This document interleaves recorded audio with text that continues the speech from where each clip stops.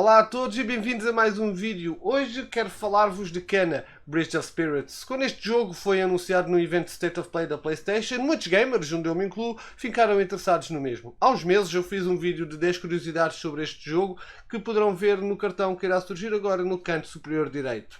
Agradeço igualmente ao estúdio Ember Lab que me forneceu uma cópia do jogo e digo-vos já que eu adorei.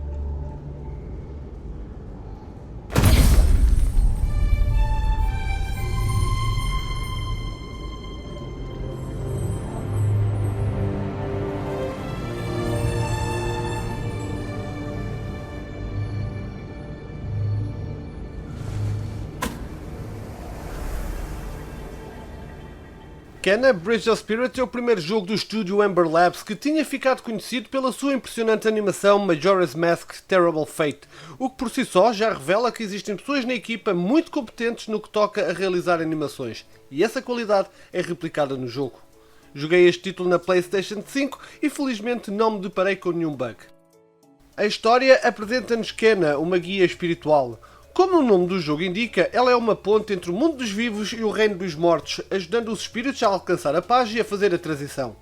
Ela percorre uma zona linda, mas que se encontra a morrer lentamente e tenta então alcançar o altar da montanha como forma de ajudar o local. O jogo, infelizmente, não explora muito a personagem principal e espero que tenham a intenção de o fazer numa possível sequela, porque, apesar de ser uma personagem carismática e em conflito consigo mesma, não nos é dada muita informação do seu passado. São-nos dadas dicas da sua história, mas não chegamos realmente a conhecê-la, pelo menos tão bem como os espíritos que ajuda. O que é uma pena, pois é uma personagem muito agradável e tudo sobre ela está espetacular. No entanto, os espíritos que Kena auxilia estão muito bem explorados e a sua história é contada de forma concisa e rápida, o que foi também uma coisa que eu gostei. As cutscenes deste jogo são rápidas. A maior deve ter talvez uns 5 minutos e é já na parte final do jogo, onde praticamente tudo já está decidido. Visualmente, Kena Bridge of Spirits é um assombro. Desde a concepção do mapa, as paisagens, o design das personagens e as animações, nota-se claramente que, embora seja o primeiro jogo da Ember Lab, existe quem trabalhe no estúdio com um bom historial a fazer animações. Elas agarram-nos e fazem com que não queiramos perder pitada do que nos é apresentado. Poucas são as palavras para descrever o quão bonito está este jogo. No que toca ao mapa, este é um mundo vasto, mas que vai abrindo por secções de forma linear à medida que avançamos na história. Aí então, cada zona permite que explorem cada recanto em busca dos pequenos rotes, de baús, de chapéus para colocar nos nossos pequenos companheiros e necessitam de encontrar algumas relíquias antes de defrontar um boss que é na realidade um espírito corrompido. Durante a exploração do mapa e do progresso da história vamos conhecendo personagens que estão relacionadas com o espírito que assola aquela zona. Finalizado o boss, este dá-vos um upgrade e permite que explorem a zona seguinte do mapa. É simples, mas funciona. A exploração do mundo tem igualmente muitos puzzles combinados com plataformas que temos que desbloquear para podermos progredir. Alguns desses puzzles são mais complexos, mas geralmente são bem equilibrados no que toca a decifrá-los.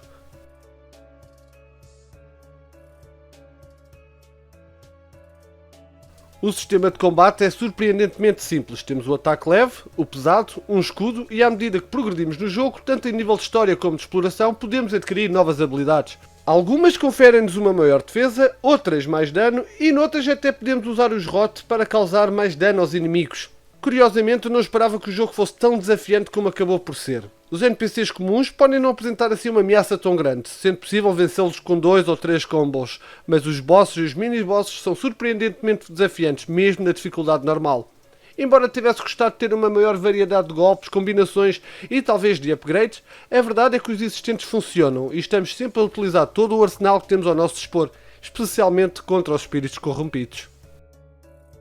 Relativamente ao som e à música do jogo, ambos são bem sólidos. O som e a sua tridimensionalidade permite que possamos identificar em que lado se encontra o NPC inimigo e até antecipar algum ataque que não estejamos a ver. A música mostra alguma etnicidade e pessoalmente tem trechos que me levam a jogos como Horizon Zero Dawn e Nier Automata. Encaixa perfeitamente no jogo e na situação em que nos deparamos, tanto em simples exploração do mapa, mini-bosses ou contra os espíritos corrompidos.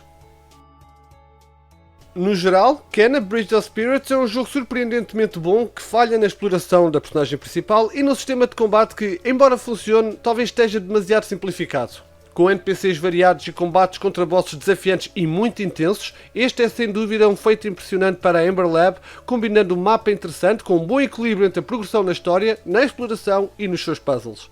Joguei na PlayStation 5 e infelizmente não senti muita existência do feedback áptico no comando DualSense, o que é igualmente uma pena.